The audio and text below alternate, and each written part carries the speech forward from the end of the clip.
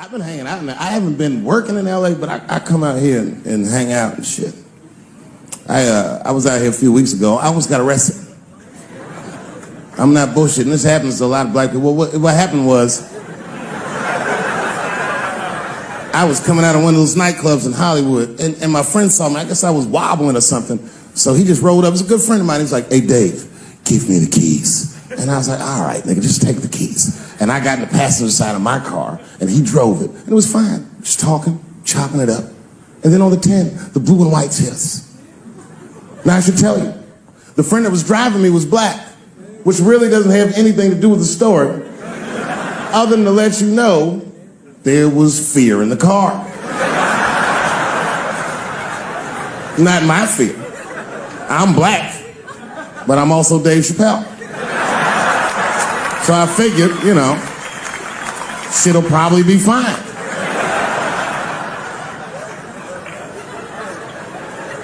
Traffic stop started off on the right foot. Cops came up to the driver's side. "Hi, how you guys doing?" And he recognized me immediately. "Oh, Dave Chappelle." And I looked at my friend like, "We getting out of this shit."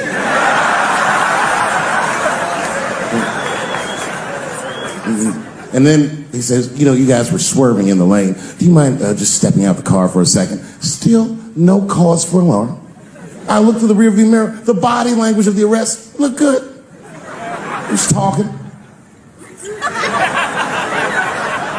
So then I started fucking with the radio. You know, traffic stops going good if you listen to the radio when someone else is outside of the car. But then when I looked back in the rearview mirror, something had gone horribly wrong. The motherfucker's back there like. And the next thing I knew, they were stuffing them in the back of the car. And I thought, you know, when anybody would think of a situation like that, oh my God, what is going to happen to me?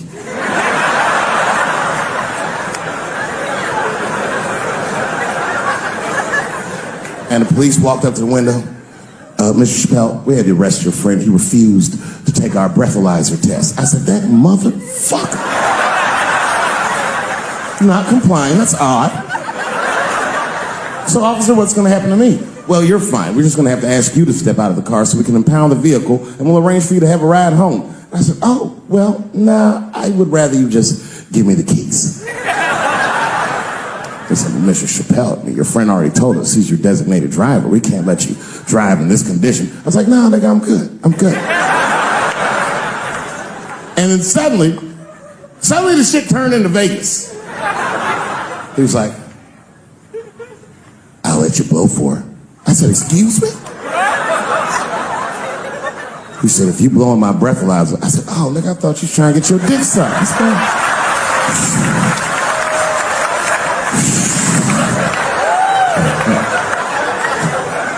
"If you blow in my breathalyzer and pass, I'll give you the keys to the car." I said, "Set him up, nigga, let's play." And I blew in that thing, and it made a noise. I said, "Uh-oh." And he looked at it, he said, "Oh, well, Mr. Chappelle, I guess you're free to go." I said, "I am."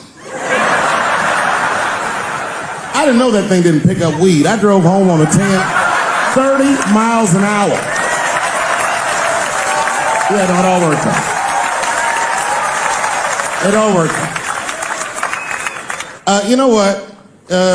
It's been 10 years since the last time I played Los Angeles. If you can imagine. I know, I've been gone for a very long time. And unbeknownst to you, it was a difficult 10 years. I'm not going to take you through all the agony I've been through, but it was tough. Some of it you might have seen. I don't know if you ever saw on TMZ the big headline, "Dave Chappelle drunk on stage in Detroit." Well, if you saw it, I wasn't drunk. I had smoked some reefer with some rappers. Yeah. I don't know if you know anything about hanging out with rappers, but their weed is very strong. Stronger than what I was accustomed to. The article goes on to say I was booed off stage, which is also incorrect. I was booed. I did not leave. It was a long bump. It was a fucking nightmare. 2 puffs of weed, that's all it was. 2 puffs. I never had that happen. When I take 2 puffs of weed, I looked at the guy next to me, I was like, I'm gonna bomb, nigga, I can feel it. And that guy called my name, Dave Chappelle. Niggas was like, you know, normally when you do a comedy show, you guys don't know what it looks like up here, but niggas be looking up at you like. That's how the show started. Didn't take long for the faces to switch up, like, what the fuck? I started looking amongst themselves. So I knew I wasn't doing good. I don't remember what I was saying. It just took one person to break the ice. It's a black lady with a Ford Motor shirt on. She stood up suddenly. Fuck you, Dave Chappelle. I said, excuse me? She said, I worked all week for this shit, and this show sucks. And in a weird act of racial harmony, a conservative white guy stood up and backed her up. Yeah! The whole crowd banded together and started chanting, we want our money back. We want our money back. I said, oh shit. I snapped out of it. Good people of Detroit, hear me. Hear me now. You will never get your fucking money back. Fuck that. I said, I'm like Evel Knievel. I get paid for the attempt. I didn't promise this shit would be good. Boo, they said, fuck you. This went on for a long time. And then after the show, I felt so bad, I took half of the money from the show, thousands of dollars. I said, I'm gonna give this to charity. You know what I did? I bought $25,000 worth of bubble gum and drove around Detroit and handed it out to the homeless so they could chew it and still be hungry.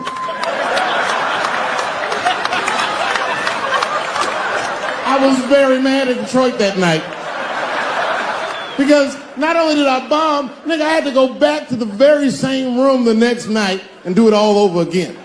Fucking nightmare. That would be like if you were having sex with a woman and for some reason, this would never happen, but for some reason, she had a mouse trap in her pussy.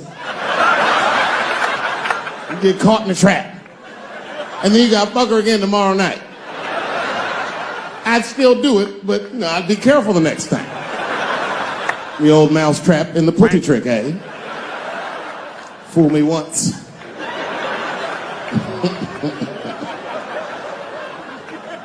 Yeah, it was a tough time. And I wanted to give up sometimes. I almost did give up, but then right before I gave up, I decided not to. But I made the call. They answered the phone. Hello? Dancing with the Stars. I said, not yet. Not yet. Yeah. Oh, if you see me on that shit, it's over. Trust me. My spirit is broken. If you see me waiting for them judges,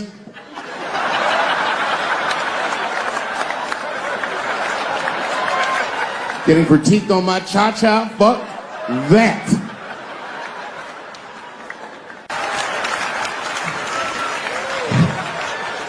I knew Kevin right this up.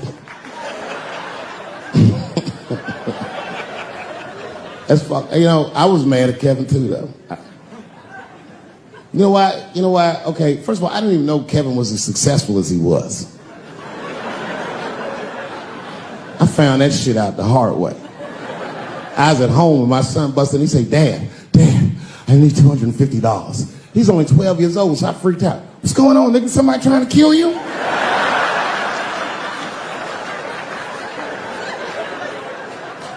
He said, no. Kevin Hart's coming to town, and I wanted to see his show. I said, well, how much are the tickets? He said, they're $125. I said, God damn, mine are only 80. I said, well, why do you need $250 then? He goes, because I want to go with you, Dad. Please. And there it is. So I took him to the show.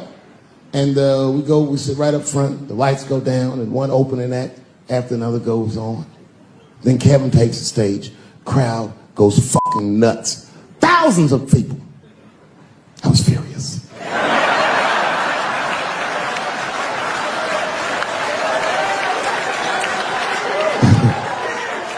The longer the show went on, the madder I got. Because his show was fucking outstanding. It was maddening. These people were fucking holding their stomachs. My son was slapping his knee. I'm like, oh, nigga, I do this too.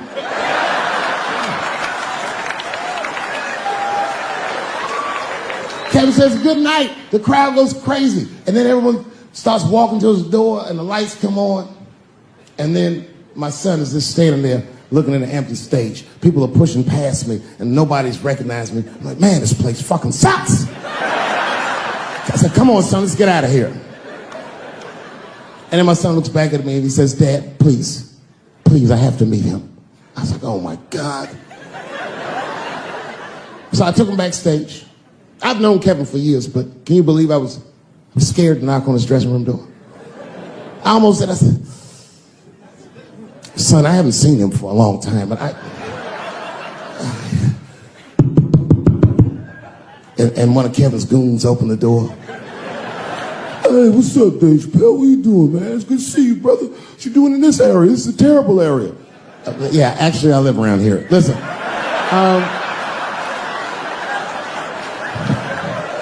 Is Kevin here? My son just wanted to meet him real quick. Well, I don't know, because Kevin's about to eat dinner. Just think Kevin came around the corner to see who it was. What? Oh, shit. What's up, Dave? Come on back. I was just about to have dinner. I don't know if you guys ate, but you're welcome to join me if you like. And then my son pushed past me some cold shit. He goes, actually, Mr. Hart, we haven't eaten in several hours.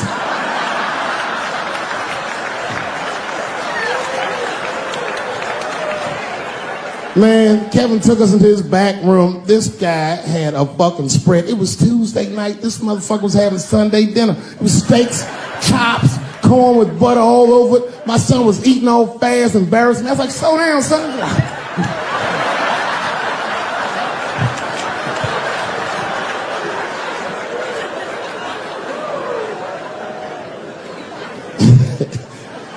Then I looked over in the corner and there was a box. Custom-made jerseys for the local team. Each one was hand-stitched, and on the back they stitched on the K Hart on all of them. Kevin saw me staring at that box, and he went over and grabbed one of them jerseys, and he walked right to my son. He said, hey, little man, I want you to have this. And my son was like, thanks, Mr. Hart. This is when I got mad. He goes, if your father ever makes you mad, put that on. And he walked out.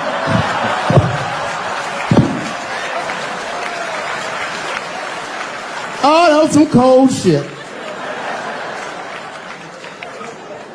Then I realized, I looked up what Kevin made on Google. I couldn't believe that shit. Kevin is the first comedian that a Drake song could be about. Kevin could walk around his house and sing All Me, and the whole song would still be true. Got everything, I got everything. I cannot complain, I don't even know how much I really made. I forgot. It's a lot. Fuck that, never mind what I got. And his wife be like, Kevin, come to bed. He'd be like, ho, shut the fuck up. I got way too much.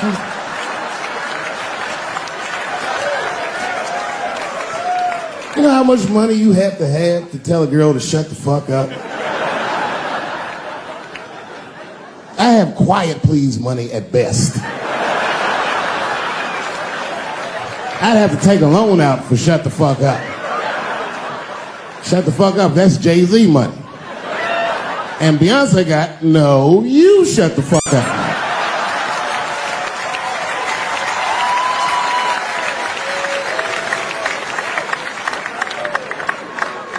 Let's not forget, I've never met Bill Cosby, so I'm not defending him. But let's just remember that he has a valuable legacy that I can't just throw away. I remember that he's the first black man to ever win an Emmy in television.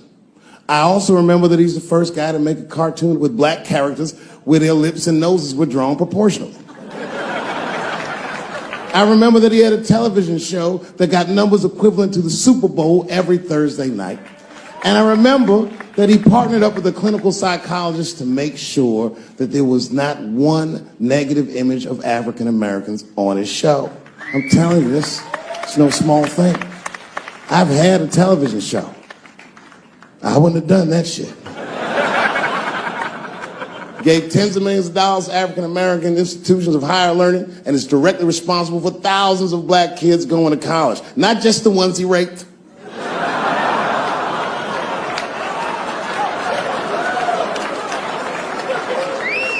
Here comes the kicker. You ready? Here's the fact that I heard but haven't confirmed. I heard that when Martin Luther King stood on the steps of the Lincoln Memorial and said he had a dream, he was speaking into a PA system that Bill Cosby paid for. Do you understand what I'm saying? The point is this. He rapes, but he saves. And he saves more than he rapes, but he probably does rape. Thank you very much. Good night.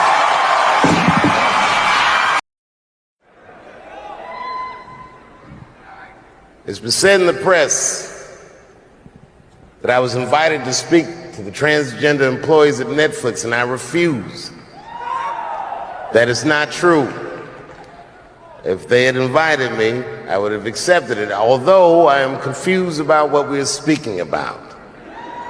I said what I said, and boy, I heard what you said. My God, how could I not? You said you want a safe working environment at Netflix. Well, it seems like I'm the only one that can't go to the office anymore.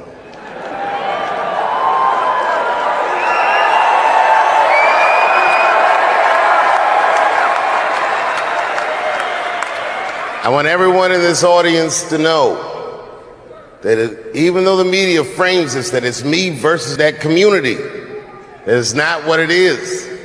Do not blame the LGBTQ community for any of this shit. This has nothing to do with them. It's about corporate interests and what I can say and what I cannot say.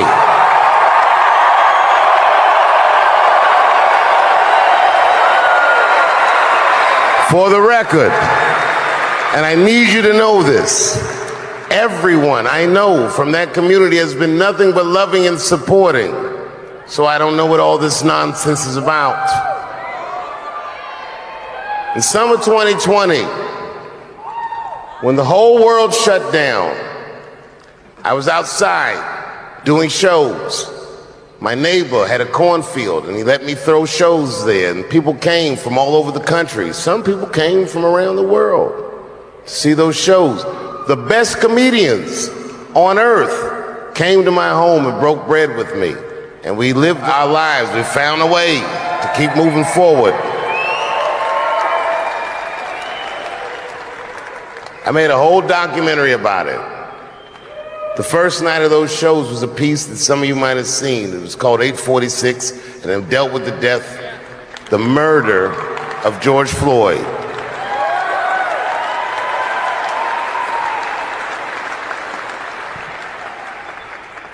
This film that I made was invited to every film festival in the United States, and some of those invitations I accepted.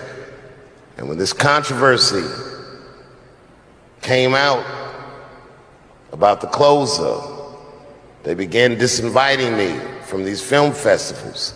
And now, today, not a film company, not a movie studio, not a film festival, nobody will touch this film. Thank God for Ted Sarandos at Netflix. He's the only one that didn't cancel me yet.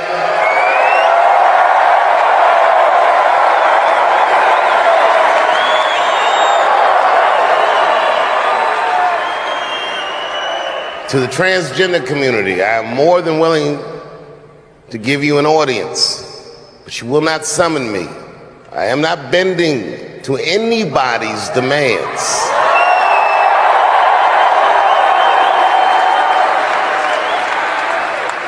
And if you want to meet with me, I'd be more than willing to, but I have some conditions.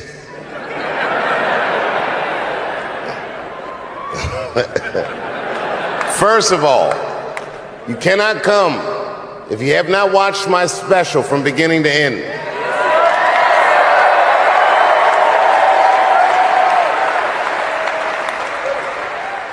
You must come to a place of my choosing and a time of my choosing. And thirdly, you must admit that Hannah Gadsby is not funny.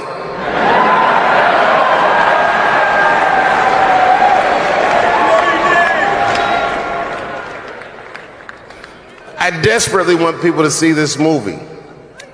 But I understand why investors would be nervous. Since nobody will touch it, I'll tell you what I'll do. I will make it available for all of you in 10 American cities, going on sale in the next few days. You will be able to see this movie in its entirety, and you can see what they're trying to obstruct you from seeing. And you can judge for yourself, but you cannot have this conversation and exclude my voice from it. That is only fair. You have to answer the question, am I canceled or not?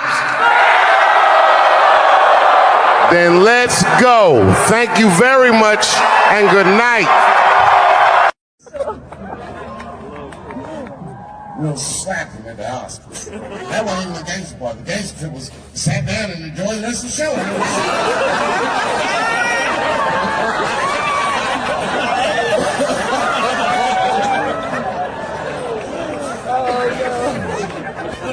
Wow!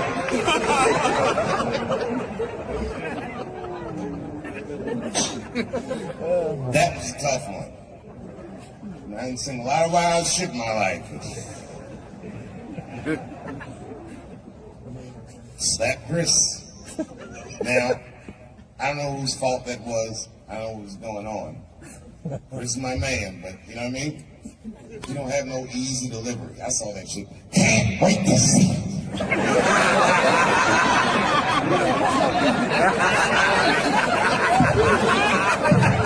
Can't wait to see it. I was laughing at first.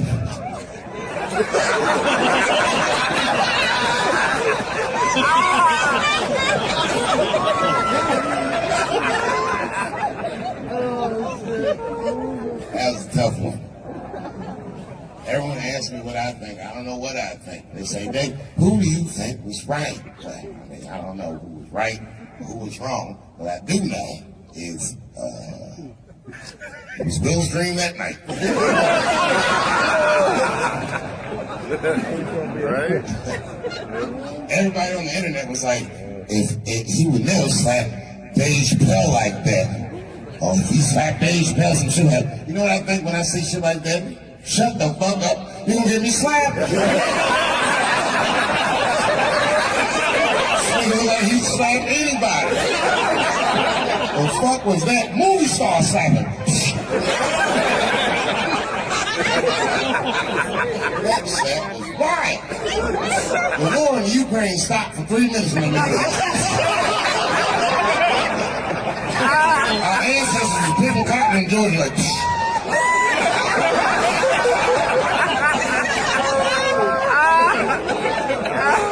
one slap.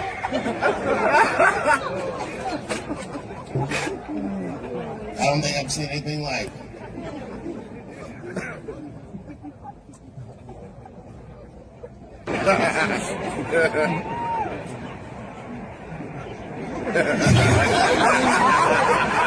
He had an abusive father.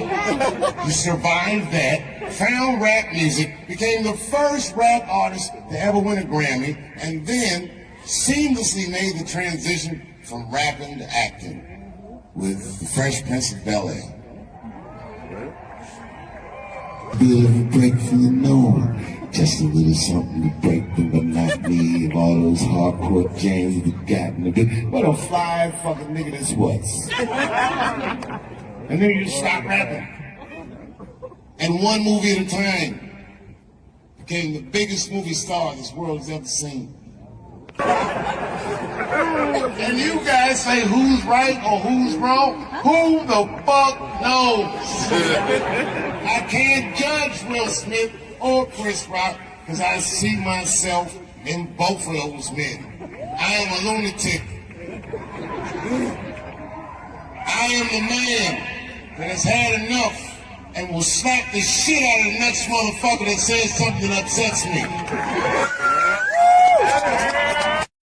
The crazy thing is I'm more nervous about doing stand-up than I am about bungee jumping out of a helicopter over the Grand Canyon.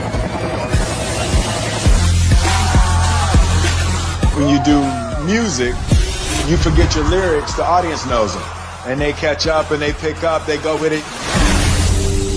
With your stand-up, If you stutter, you stumble. If there's one moment where your heart jumps, they see it. To be able to stand on a stage with a microphone, no music, no backup dancers, no special effects, no second chances, just you, the microphone, and the crowd, to me is the hardest thing in entertainment. This guy is actually his first time doing stand-up. I feel like he might have a future in it. Make some noise for what's his face.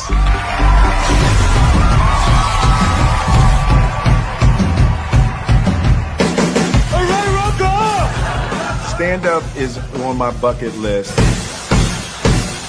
because I've always been terrified of it. I remember this one. It's straight to match like this. Said, what's that? Richard Pryor running down the street. There's nothing in entertainment that is more terrifying to me than standing up in front of an audience with just a microphone, with the anticipation that you will make people laugh. Yet when you connect to people, there's nothing like that. So I'm headed over to see the master. That's the first step of anything, anytime you want to do something new. And there's only one master that I would ever want to learn from in terms of stand-up. That's going to be a segue, right? That'll be like a segue. All right, so shoot, Dylan. This is how the anticipation builds. All right, so we got it over my shoulder, right? Yeah. Maybe drop into slow-mo, maybe some black and white, as we build the anticipation for meeting the master.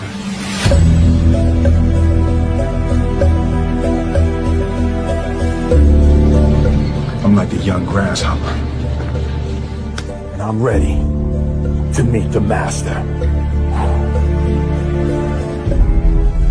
Yeah. What's good, man? What's up, man? What's up, brother? You know, Hell no. 12 weeks from now, Dave was like, cool, next week. Yo, you call your brother, I come running, man. You know what it is, man. I appreciate the hell out of you, Love, man. Appreciate you, man. So I just wanted to sit with you and get some pointers and some ideas. I've never done stand-up. Like, I've never used my life to create material to try to make people laugh. Oh, okay, this is gonna be fun. Yeah. All right, so I'll run down a checklist. Yep. All right, and I don't know who's directing it, but you might want to put these things on the lower third. Ooh, on the lower third. Yeah. Put it Somewhere right around here. on. Should be some, Oh man. some words. Okay. See, that's why you come to a master right there. Yeah. You know, I know the lingo. The first thing I'll tell you is confidence is key. The reason you should be confident is primarily because you're Will Smith. Like it's not gonna go bad. No. Because I've been watching you for years. You're actually a funny dude. I've spoken to you before. You're a great conversationalist.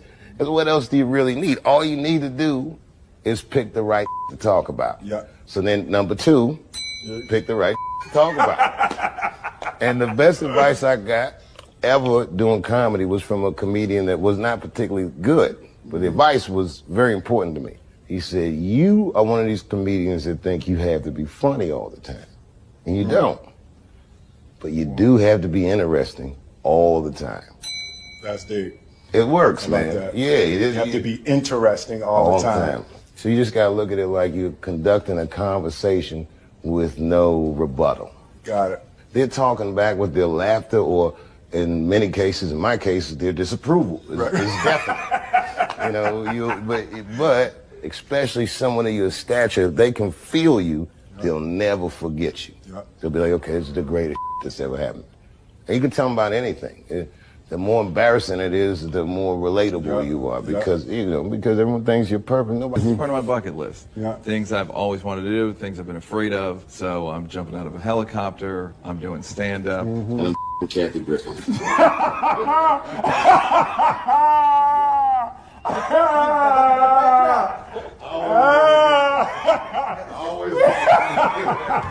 Yeah.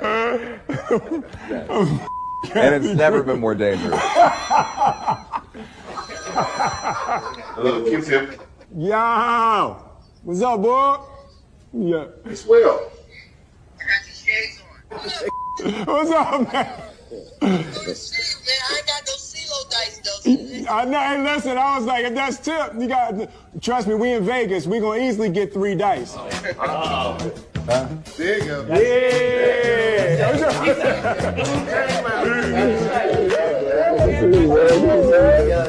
It's a CeeLo king.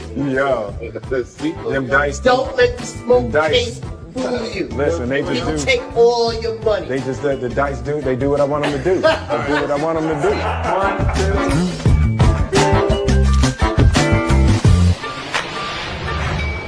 Hold up, boom, get the right angle, bam, bam, ooh, bam, damn, that's hot.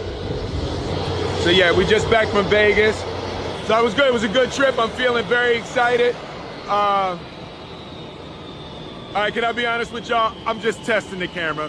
This is my first, it's a new camera, so I really don't have nothing to say. I'm just testing the camera. The stand-up is about exploring my life, having the opportunity to think about my life and think about my experiences in a way to craft them into jokes is a beautiful self-exploration. With me being the source of the material, I just need help mining my life and mining my experiences to be able to structure them into a routine. I got a sense of the type of stand-up I'll do. I think I'm a straight storyteller. It's not jokes for me as much as it's stories. As a fan, I kind of wanted him to talk about stuff that I want to know. You know, like how he feels about his family's success and how his family is growing and how they're all superstars. Talk about some close things that people really haven't heard about on stage. So it's going to be really intimate. It's going to be a door opening into Will's life.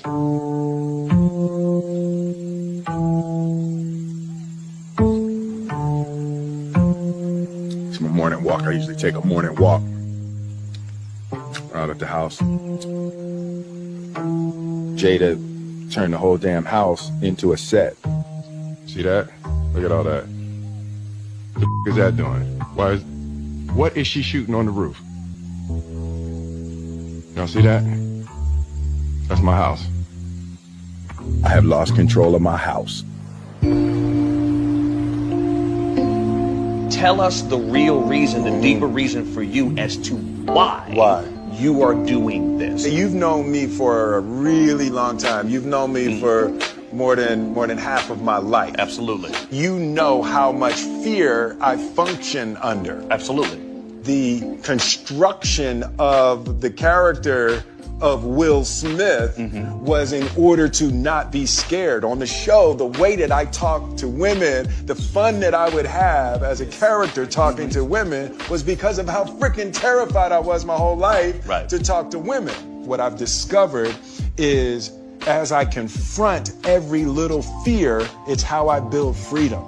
Every time I confront a fear, I feel more free. What's up? In my mind, there's a huge potential emotional tragedy in people going,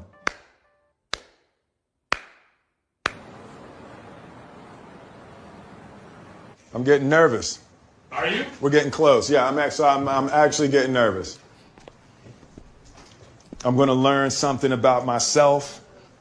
One of the things I'm already clear about is I care too much what people think about me. Like there's something I have to earn from people, like addicted to adoration. Like I thought I had broken that. But as I can see, I still struggle with a little bit of a need for approval. The nerves around being judged are huge for me. It's been a big part of the difficulty in experiencing the joy that I want to experience in this life. And even doing the stand-up, if it sucks, but I'm not going to allow the fear of the disapproval of others to keep me from living the way I want. The good news is, fear is good for comedy. Really? Okay. Yeah, it's the best. I need that. One of the best shows I ever seen. A guy that went on was terrified. Love it. All right. Yeah, no, Good. that's good. So I'm lined up for that. Yeah. I'm definitely lined up for that. The other thing is you gotta remember, you're a big star. Yep. If you look anybody directly in the eyes, they might look away. Wow. That's the power Wow. of celebrity. And you're a good dude. You don't have to put on any airs. You just, whatever. You know, I mean, being a good dude in comedy, that's rare. Yeah. Comics are ass to the nicotine. You know the hardest part for acting with me? Not looking in the camera. Not looking I can't even do the basics. Do you have any comments about Kanye West running for president? What? Kanye West running for president. I've heard nothing about this man. Oh, really? No, I haven't heard anything about this. Okay. Man. All right. Well, hopefully we'll get the right celebrity in office. Yes. Can you, Will Smith, or you run for president? You would vote for me if I ran? I would. All right, Yes. that's what I'm gonna consider it. I'm gonna take that under advisement. Please. And I'll be the vice president. That way, nothing bad will happen to Will. Oh my gosh, that is wonderful. A rock and a hard place. We're calling that ticket. I love you guys. I love you. Be well. We have to make a movie together. That will be hilarious. Hey man, what's my last minute pep talk? You said something to me in Vegas that I've been thinking about since you said it, about confronting fear, like that's what your life's about. Yeah. And I'm like, that's a great way to live. Mm-hmm. But the thing that is so admirable about it is, even myself, I rarely step out of my comfort zone. Yeah. Let me tell you, you know who makes me nervous when they're in the audience? Eddie Murphy. Really?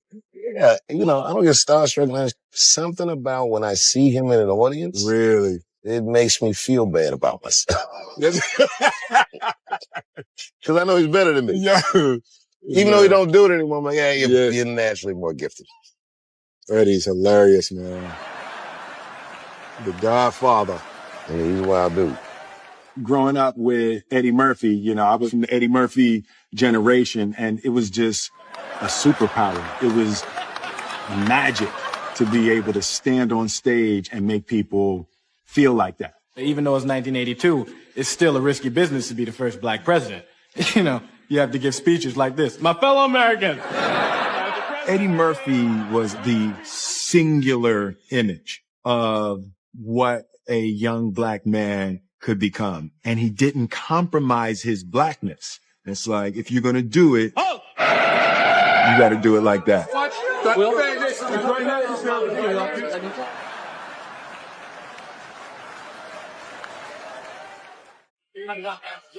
Feel that energy? Feels good in here, doesn't it? Well, don't forget, herpes is in the room. I've definitely used fear to overcome my internal and personal weaknesses. How can I use the negative emotion that I'm experiencing and direct it toward positive outcome? I want to bring another guy off the stage. This guy is actually his first time doing stand-up, but I don't know, something about this guy. I feel like he might have a future in it. And every once in a while, as the host, you got to go with your gut. So please give this next gentleman a warm round of applause. Make some noise for what's his face.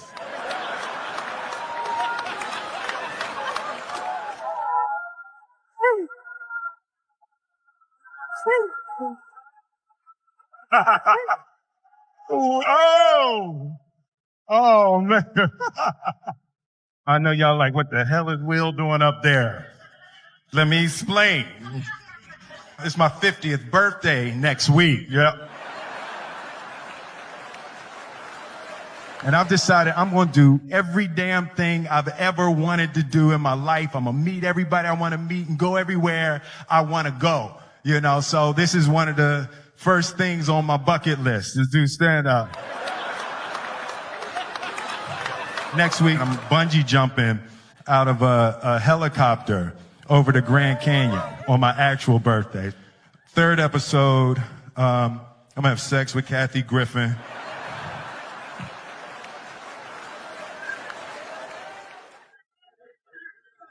Dave made me say that. Dave made me say that. It's really a new time in my life. You know, my kids all grown, my family, they all doing their thing. And, you know, and I've kind of lost control of my house. Like Jada, she's shooting her show, the Red Table Talk. Some of y'all seen that? Red Table Talk. Oh yeah, you saw it, yeah. No, you can enjoy it because she's not telling all your business. Yeah, Jada giving it up on Red Table Talk, boy. Sorry, babe. Because my wife, Jada's here. She's right here. I wasn't expecting Jada to be here. I wasn't expecting to have to say it in front of you. Will, you think of the script. I know.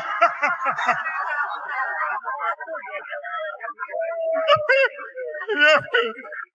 Oh, man. Oh, man. Even Jaden, like Jaden, that's my dog. Jaden was my one family member I thought I was going to have. He got this new joint, Icon. I don't know if y'all heard what you call an icon living. Start a record label, Misfits. Yo, that joint is crazy.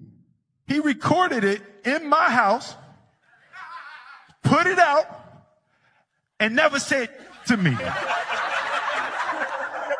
I found out on Spotify.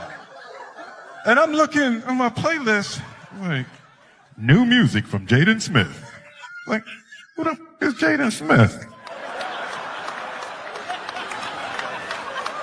You know, and I get to the house. I'm like, yo, Jaden, dude, that Icon joint is fire. He's talking about, shh, mommy's shooting in the other room.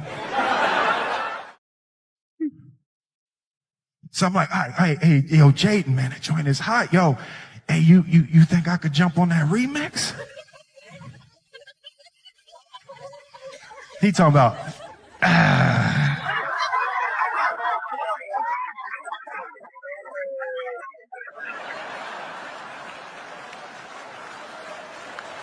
was like, he just looked at me like I'm the second best rapper in my house. So I waited for him to go to sleep. I went in the studio, I jumped on the remix anyway.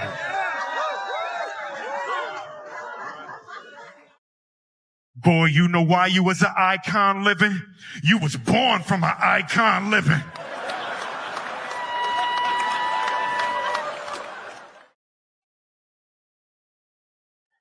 While he was still asleep, I just got all my Grammys and put them all over the house.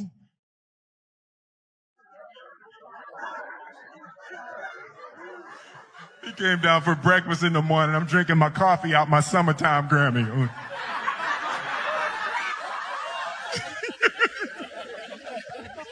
I'm petty. Like, I'm not even going to front. I'm petty. I come from a long line of petty Smiths. My father was petty.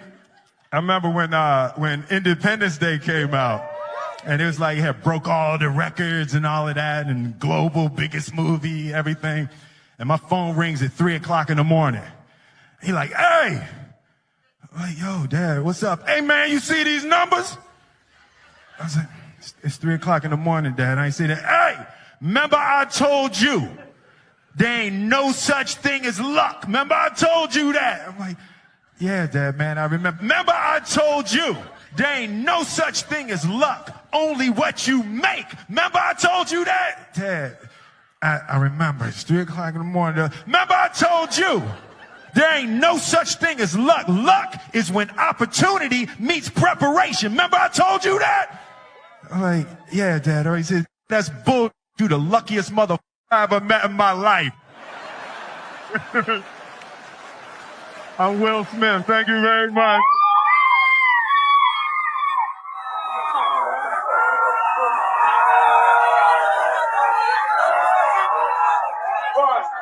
What I've discovered is if you are comfortable, you're not growing. And that's real.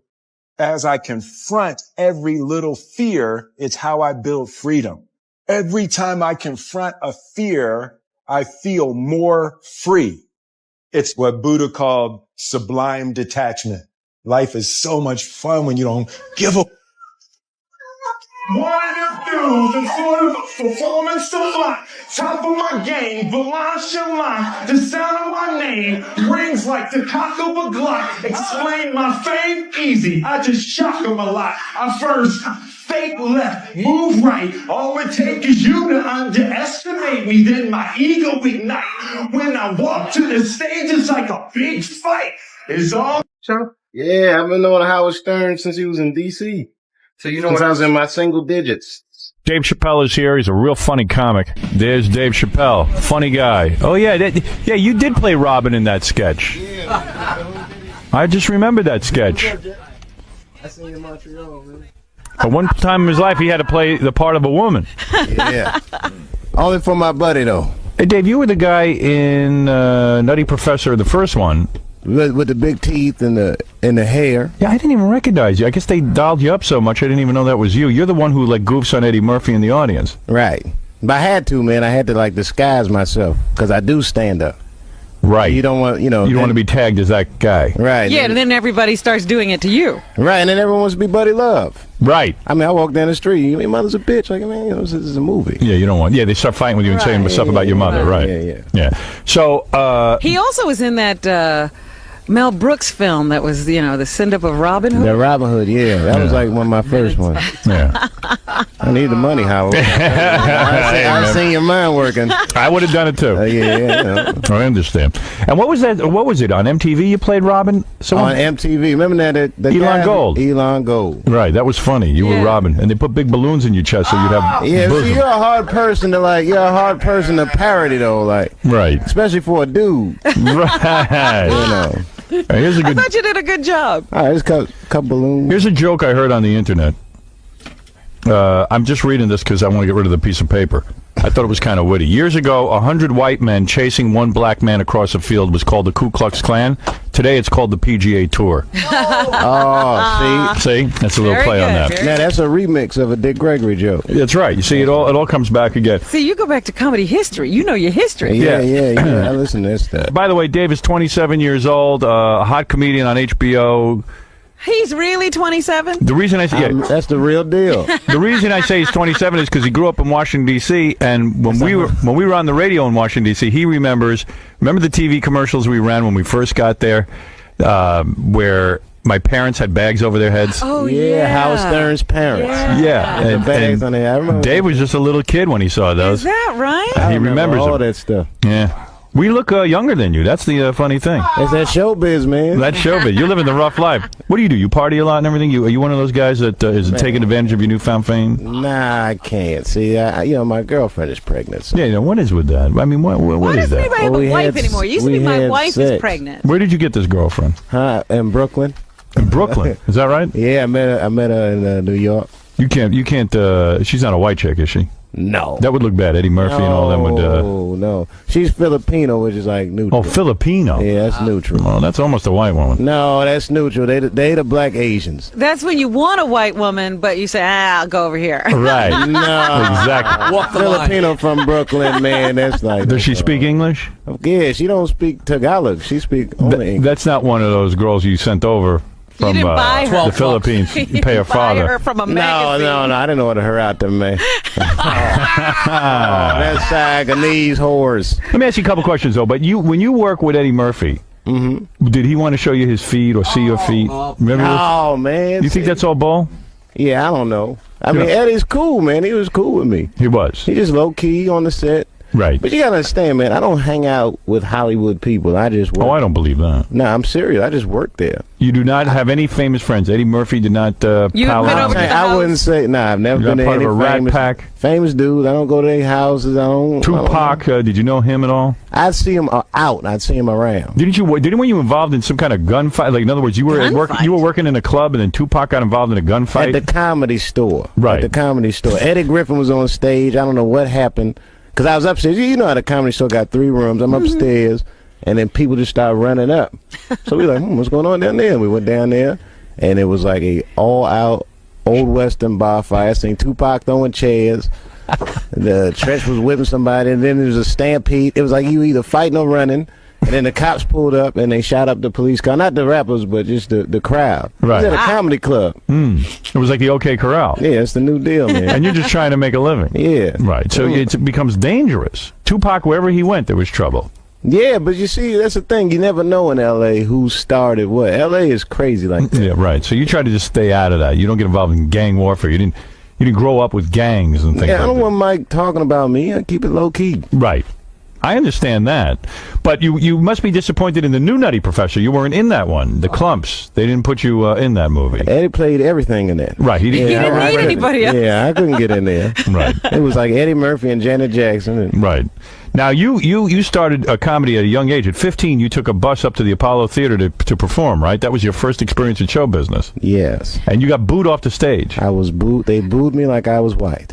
Like you were a white man. You were booed like a white man. I'm just kidding. No, that's come true, on, though. guys. A lot of white guys go up there and do get booed they off. get ready to boo the white guy. That's right. You have to work extra hard if you're white at the Apollo Theater. So Yeah, you thought it was a lock. You're a black man. You're going to tell a few jokes. But how would you start off at the Apollo? It went bad from the get. Right. So then what did you do? You didn't give up. You didn't say, hey, I'm horrible. You went and you started working these small comedy clubs? Yeah. Well, see, getting booed off stage was good for you. Right. It a lot made of some comedians, sense. yeah, a lot of comedians get scared to bomb. They don't take no chances after that. Right. But if you bomb that bad, you're like, man, it wasn't that bad. It wasn't that bad. Yeah, you can just do whatever. I can live through that. Yeah, exactly. I mean, everybody screaming up there, hey, kids booing you, everybody. Now, what are you going to do when this baby is born? Are you going to marry marrying this Filipino gal? See, this is a good question. Does she want to get married? Yeah, we got plans on getting married. You're in love? Yeah, man. And you don't look at other women? Yeah, I mean, I'm a man. I'm going to look at other women. But you're willing to, for the rest of your life, not have sex? No, he's probably like you. See, I can't think about it. What, he's going to get divorced? It's the private part. Let me ask you this. Do you think you would have made it being single?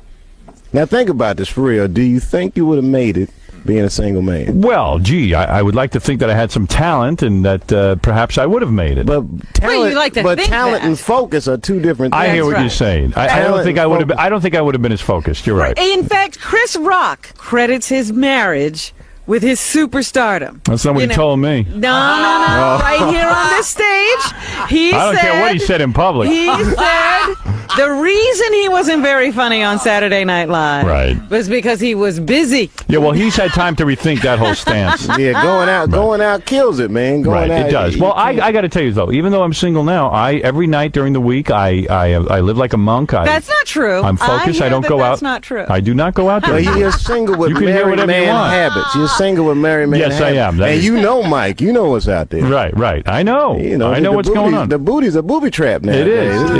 It's the booty trap. It's not safe out It could throw off your focus. And also, you could get a lot of different things. So you're saying that you would just stay focused and get married to this Filipino girl. Yes. And that's going to be your life. That's going to be my ticket. You got to think of these women like frequent flyer miles. Right. You know what I mean? Now, if you're doing nice things for this girl, nice things for that girl, it never adds up. You got to get all your miles on one airline. You know what I mean? That's one way to think of it. I never looked at it that way. Yeah, the other girl, there's nothing to it, man. Now, you had a chance at superstardom. Fox gave you a television deal. You developed a sitcom for them. And you walked away from the whole thing because they wanted to change one of the characters to a white person. Yeah, not one. There was a woman I was living with in the show. Oh, they would give you a white woman to live with. Now who wants to see me? Even the Jewish lady in Mississippi don't want to see me live with no white woman. That's a sure turn on television. Yeah, you knew that was a bad idea. In other words, they were going to make it an interracial show, make it all about interracial marriage or something. Nah, because it wasn't like I was married to the girl on the show. You were roommates? Were you? Yeah, it was a thing like a guy comes to the city and you got to live with her. Was she hot, the woman? She was cool. Yeah. Who was the white woman? The white woman never got a chance. I quit. Who was the black woman? She was never cast. It was Tracy Villar. Was she a Playboy Playmate? Nah, she's an actress. Was she fine? Yeah, she's cute. Nice ass. Yeah. Yeah. All right. So, and then when they wanted to replace her with a white woman, you stood up to them and said, "No way." Yeah, I couldn't do it. That was it. Yeah, because what's going to happen is just by bringing it up. If I do it, I don't get the show I want. If I don't do it. But wouldn't you have been embarrassed if your friend saw you on a TV show with a white woman? It would not. I could never go to a barbershop again. Oh, that's what I mean. Yeah, you can't live with a white woman. Right, and you're working hard. I mean, you hardly vacation, right? You don't even vacation. Well, I went on one vacation this year. It took me a while to figure out where I wanted to go. I wanted to go someplace different. I was going to go to Cuba at first. Cuba? Well, I met this girl, man. I asked her, what is it like in Cuba? And she's like, oh, the people in my country are so poor. I know women who have sex with men just for chocolate. So it seemed like a good place to go. I booked tickets for the day after Halloween. I'm going to Cuba with a bag. By the way, candy. the Philippines is a lot like that, too. Oh, that's what they say. Yeah, that's why you got that But woman. she's from Brooklyn. And you guys live in Brooklyn now? Nah, I'm living in Ohio. You live in Ohio? Well, that's a commute. I got a farm. I got a 65-acre farm. You are kidding me. I'm staying away from Mike, man. What is that about? What is it about? I got 30 acres of cropland. I open my window and this white dude's raking everywhere. I can't get enough. You like that? Yeah, it's quiet out there, man. You know. I mean, I'm always in New York, L.A., and then I'm always traveling on the road. I get like 3-4 days a week. And you live out on this farm? Yeah, I just chill out, man. Watch cable, listen to radio. Someone told me you study a lot, like you're a scholar or something. Nah, study history. Yeah, from television. Right. I saw a thing about Hitler on something. Oh, you watch the History Channel. Oh, the History Channel. You don't study history. That's nothing. You're just watching the History Channel. I get the Cliff Notes, man. Every channel, everything. The all Hitler channel. Well, everything in the history. The only thing in history is Hitler. That's the only interesting thing. That was a bad dude to walk the earth. What did you think of him? Hitler? Well, yeah. He killed 6 million Jewish people. I think it's safe to say he did not like Jews. Right. You could say that. I think it's a fair assumption that he didn't like blacks, although we didn't really make his speeches. That's right. Yeah. But he never put black people in concentration camps. No, he didn't. So maybe he's all right for you. Nah, I doubt that. Do you think he could? I don't think he would have liked black people. No, the black people would have went straight to the ovens. Yeah. You know, all you gotta do is put a DJ in the camp and hand out flyers. You don't, something's going on at the camp. You don't need concentration to know the black people would have been marched right in. Yeah. You wouldn't even have to concentrate. But, so I think Hitler would have been... The only thing good you could say about Hitler is he really could get people to march. I mean, some of those marches were unbelievable. And he made a nice uniform. He was crazy, man. He had syphilis.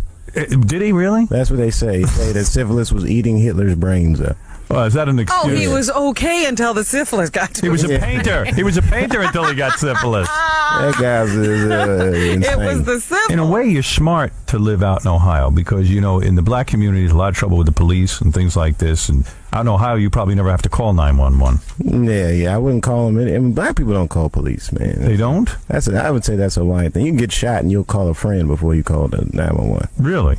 Yeah, man. See, it's different than like white people call the police for anything. Hello, police. My neighbor's music is too loud. All this stuff. Right. I never call the police. Never. They tape the phone calls. Yeah. Yeah. I don't want something bad to happen to me. And they play my 911 tape on the news. I say anything. Right. If I'm scared. Right. I don't want to have to explain myself to my buddies. Yeah, you sound like a real pussy. Yeah. Right. You gonna cry and crying. Look at what's a figure skater's husband. And she beat up her husband, and he called. Tanya Harding? Help, she's beating me. You know how much trouble man got beat and to make a telephone call like that? Right. Well, anyway, so here you are. You're living in Ohio. You got the HBO special. Looks like your career is focused. Yeah, maybe it's smart you're getting married. You took the Filipino girl to Ohio. She likes it. Yeah. Oh yeah, those Filipinos love Ohio. Love a farm. Yeah. That's why they come to this country so they can live in Ohio. Oh. And you're gonna have the kids soon, and then you're gonna be. Do you know if it's a girl or a boy? Oh yeah, I do. I'm not supposed to say. Is that right? I'm not supposed to talk. Are you going to be one of those parents that lets your kids watch anything on TV, go on the internet, and all that? Or hell no. I mean, listen, man. I used to watch a lot of TV growing up, but it's detrimental. You ever watch like a cartoon you used to watch as an adult? Yes. Like the Pepe Le Pew? Yeah. He's a funny guy, right? Right. I always liked Pepe Le Pew. And then you watch him as an adult, and you're like, good God, what kind of rapist is this guy? He's a rapist. Take it easy, Pepe. Put the booty down. You don't like it. He actually sexually harassed all the other skunks. Every skunk. So you're going to let the kids watch whatever they want? No. No, you would not. I ain't going to keep. I'll watch TV in the other room. Mm-hmm. And this is a dream now for you because you grew up in Washington, D.C. That's a poor neighborhood, right? Yeah, I didn't grow up in like the hood, quote. Right. You know what I mean? I went to the ghetto a few times. One time I went with a white friend of mine. You wanted to see the ghetto? Yeah, we was buying some weed, but right. Field trip. Yeah, he was scared of it. Oh my God, David, is this area cool? Like, man, I'm scared too. It's a ghetto. What do you want from me? I see the same thing you see. I Just because I'm black doesn't mean I'm comfortable here. It's dangerous. Not every black man is comfortable in the ghetto. Nah, I don't think any black. Yeah, I don't think the people that live in the ghetto are comfortable there. Got any sense? That's some circumstances. So white people just would assume you could be the tour guide through the ghetto and they'd be safe. Yeah, you ain't gonna see on Clarence Thomas in the hood. Like, Right. I'm completely accepted here. Right, exactly. Well, Dave, I look forward to your HBO comedy special. I think you're funny as hell. Man, thanks Good for having me, you. guys. Good to see you again, Jack. You know. And good luck with that foreign chick. I hope things work out. She's from Brooklyn. Yeah, that's about as foreign as it gets. So how did everything go in there, Dave? It was cool, man. It wasn't that painful? Nah, I've done radio before, but never like this, man. I didn't know what to expect, but it was real cool. All right, Dave, thanks for coming down. You guys, thanks for having me. Good luck with the HBO special. Hey, thanks. Everybody watch my special if you get a chance. All right. Me and my family. What's the name of your special? It's called Killing Them Softly, which speaks of the cadence of it. You know, if a comic does good, he says, I killed him. So I'm killing them. Sure. We talked about Blue Streak. I love that dude. He played a role in your life, I believe. How do you feel about him as a person, as an artist? Martin Lawrence is the guy that showed everybody you can make it from D.C. to Hollywood. And I had a personal stake in his success. Every time he did something, it made me feel inspired and really good. And he was always real nice to me. He'd sit me down, what's going on with you, baby boy? What? We'd talk about comedy, whatever. And, you know, when we did Blue Streak, we were promoting it, and Martin had a stroke. He almost died. And then after that, I saw him, and I was like, oh, my God, Martin, are you okay? And he said, I got the best sleep I ever got in my life. That's how tough he is.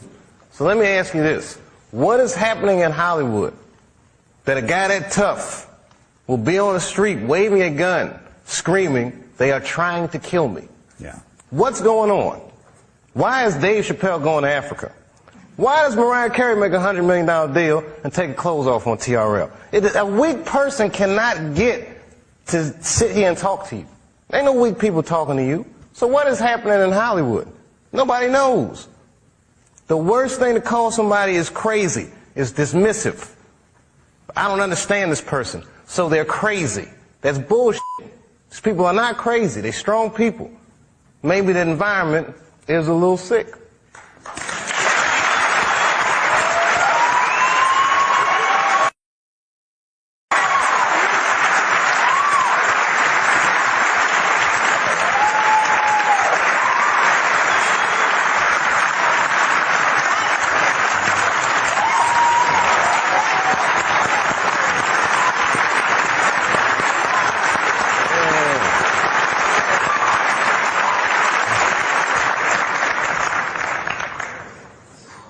Oh, I'm dropping dimes tonight.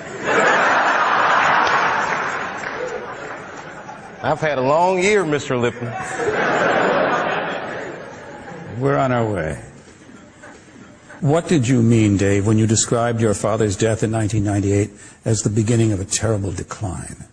I was 23 when I was doing Half Baked. I was getting ready to turn 24. And I was going through all the things that a dude goes through when it goes from one level to the next. I was starring in a movie that I wrote. So things start getting crazy around you. Yeah. And my 24th birthday was coming on August the 24th, and I said, this is going to be a big one. And the morning that I turned 24, phone rang, and my sister was like, Dad had a stroke. For the next year, I watched my father teeter on life and death. And it was just all this stuff, man. Like Dad was down, the Half Baked didn't come out the way I wanted it to come out. I was real upset about that. Because it was a real cool script, and then I saw it, I was like, hey man, you made a weed movie for kids. And it wasn't for kids, the script, you know. It was all these things, so much pressure. Africa. Then I was in Ohio. I get a call on my cell phone from Hollywood. I'm like, hello, Hollywood. They're like, hello, Dave. They're like, that pilot you did for Fox, looks like they want to pick it up. we need you to come out because they want to meet with you. And I was like, well, listen, I can't really come out right now. Got a real bad situation at home. Can we talk about this on the phone? No, they would rather meet with you in person. But you know, like the whore that they turned us into.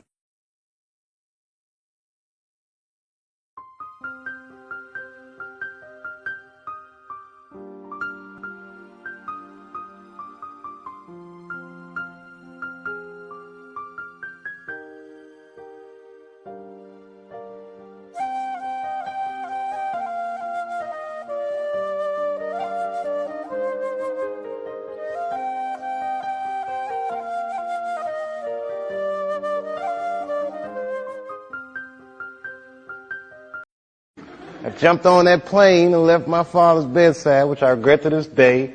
And I went out and I sat with these people in this room. And if you can imagine a large circle of people, and I was 12 o'clock, the black dude.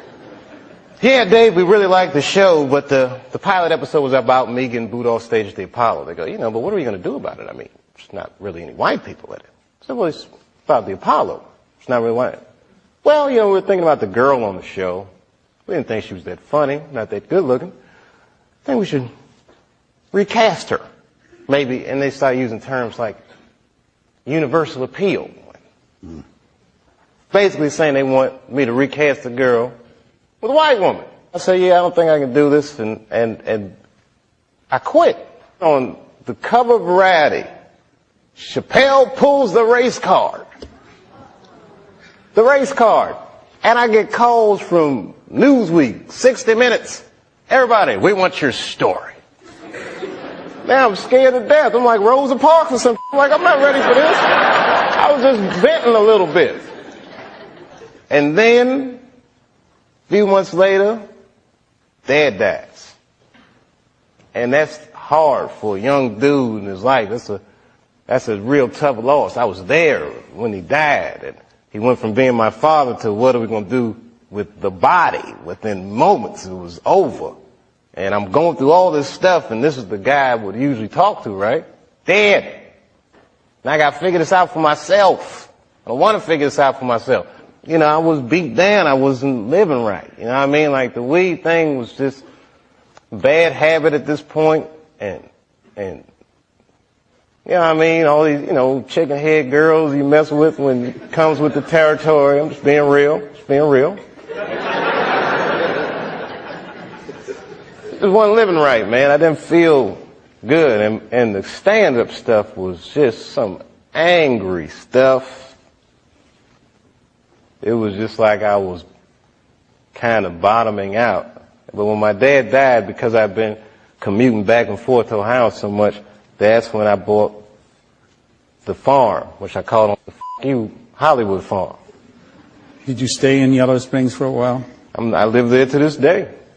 I live there to this day. I'm raising my kids there.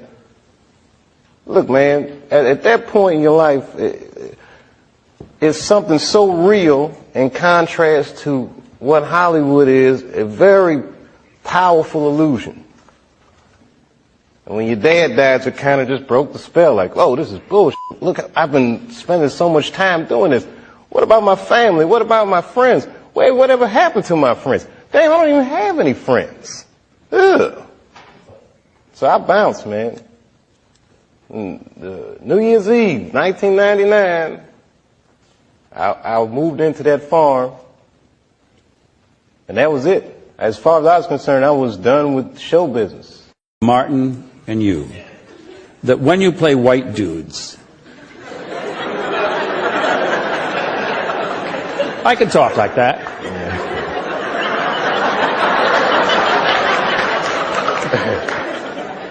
Now, don't make fun of me. That when you play white dudes, your speech is pitch perfect, which led me to realize that either one of you could, if you wished, speak that way all the time. In other words, is it a matter of choice? Every black American is bilingual. All of them. We speak street vernacular, and we speak job interview. There's a certain way I gotta speak to have access. If I'm sitting across the table from a studio exec, you know, sometimes they'll do it to me. Say, my man, what's happening? I'm so, hold up, no. And I gotta throw out them big words. I gotta let them know that my parents are probably smarter than your parents. And much better educated. They're much better educated than your parents, but they may not have had the access that your parents have. But this is show business. I can climb that socio-economic ladder just off the merit of my skills. I can talk that shit. It's a God-given gift. So, you know, yeah, I speak in street vernacular because when I'm talking to an audience of people, I feel comfortable. It's like an extension.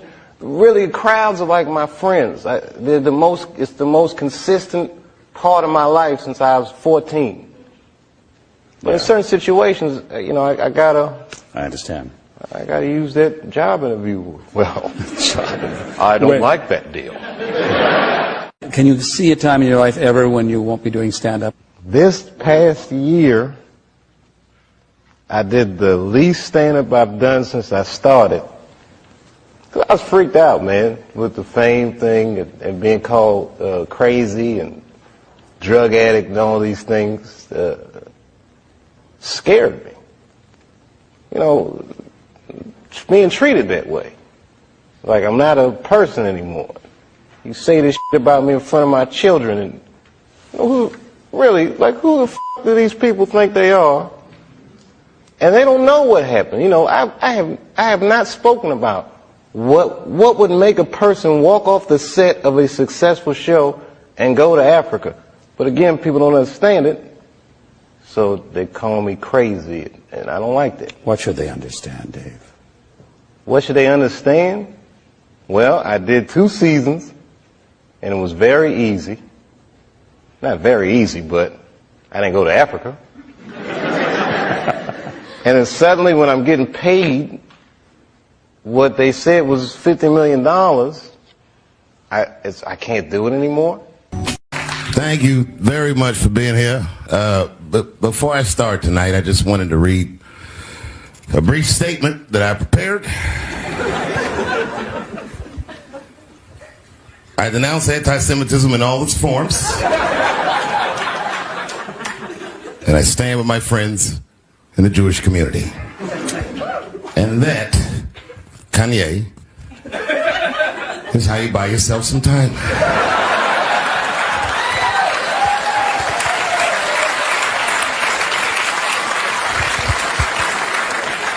I gotta tell you guys, I've probably been doing this 35 years now. And early in my career, I learned that there are 2 words in the English language that you should never say together in sequence. And those words are the and Jews. I've never heard someone do good after they said that.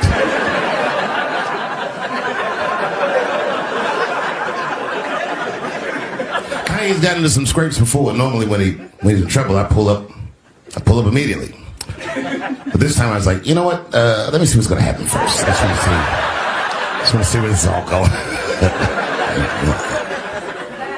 I can't even remember how it started. Vaguely, I remember it started with a tweet, strange tweet.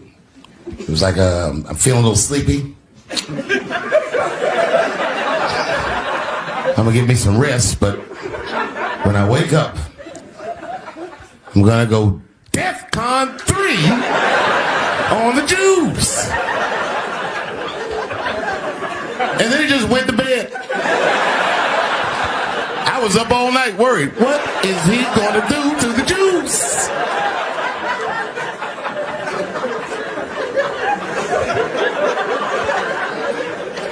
I grew up around Jewish people. I have a lot of Jewish friends. So I'm not freaked out by your culture. I know a little bit about it just from hanging around. I'd be like, yo, let's go out at school tomorrow. They'd be like, we can't go out. It's Shana Na tomorrow. I'd be like, what is Shana Na? I had so many questions. Why do some of your people dress like Run DMC?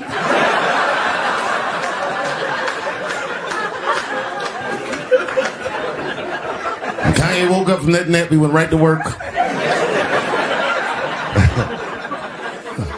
year ago, I'd seen him on a podcast called Drink Champs. Great show. And it was an amazing appearance. Noriega and them were there, the rappers that I love, and they all had their gold chains and stuff on. And Kanye said, only millionaires wear chains. They said, what? He said, I'm a billionaire. Billionaires don't wear their money on their body. I took my chain and I said, oh, snap. Yeah. That's right. It was a good appearance. It was fun and funny.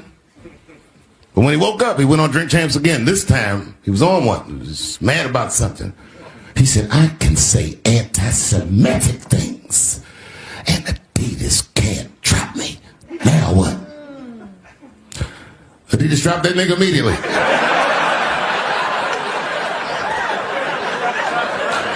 Ironically, Adidas was founded by Nazis. And they were offended. I guess the student surpassed the teacher.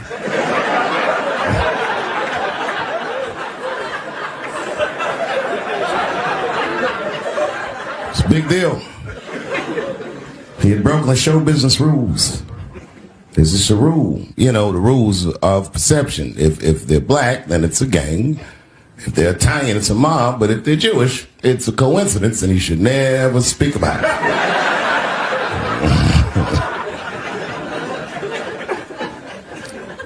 Kanye got in so much trouble, Kyrie got in trouble.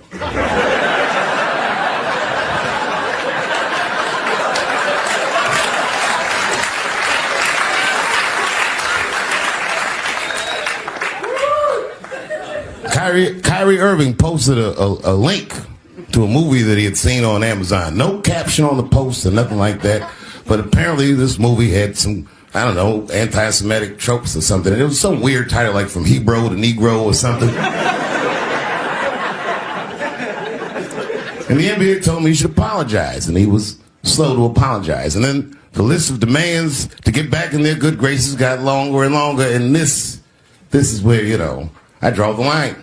I know the Jewish people have been through terrible things all over the world, but you can't blame that on black Americans. You just can't. You know what I mean? Thanks to the one person that said that.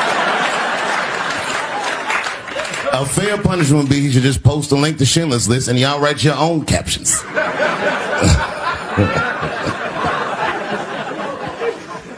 Kyrie Irving's black ass was nowhere near the Holocaust. In fact, he's not even certain it existed.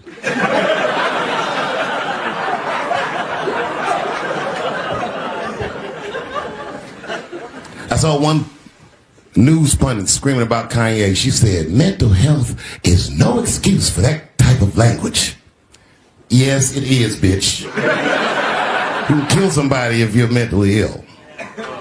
Listen, okay, I don't think Kanye is crazy at all. I think he's possibly not well.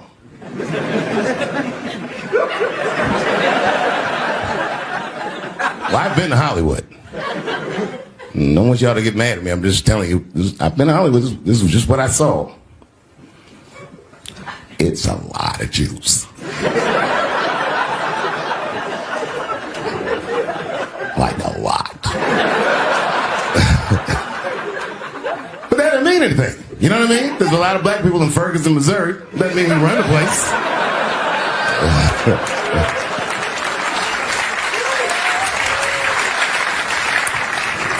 I could see if you had some kind of issue, you know what I mean? You might go out to Hollywood and your mind might start connecting some kind of lines, and you could maybe adopt the delusion that the Jews run show business. It's not a crazy thing to think. But it's a crazy thing to say out loud in a climate like this.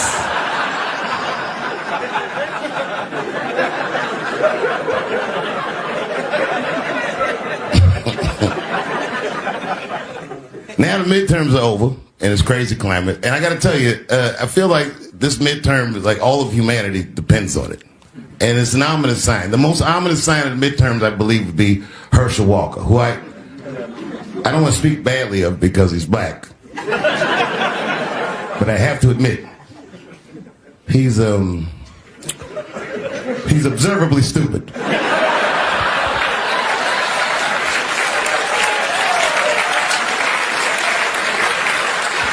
Even when he's not talking, his mouth be open a little bit like.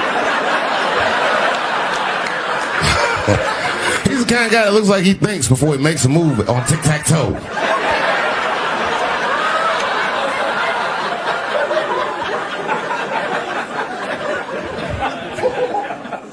And I'm watching the news now, they're declaring the end of the Trump era. Now, okay, I can see how in New York you might believe this is the end of his era. I'm just being honest with you. I live in Ohio amongst the poor whites. A lot of you don't understand why Trump was so popular, but I get it because I hear it every day. He's very loved.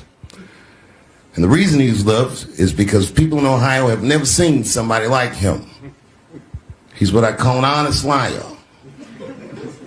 Well, I'm not joking right now. He's an honest liar. That first debate, I've never seen anything like it. I've never seen a white male billionaire screaming at the top of his lungs, "This whole system is rigged," he said. And across the stage was a white woman, Hillary Clinton and Barack Obama, sitting over there looking at him like, "No, it's not." I said, "Now, wait a minute, bro. It's what he said." And the moderator said, "Well, Mr. Trump, if in fact the system is rigged, as you suggest, what would be your evidence?" You remember what he said, bro? He said, "I know the system is rigged because I use it." I said, "God damn." And then he pulled out an Illuminati membership card and chopped a line of cocaine up and did it right into the podium.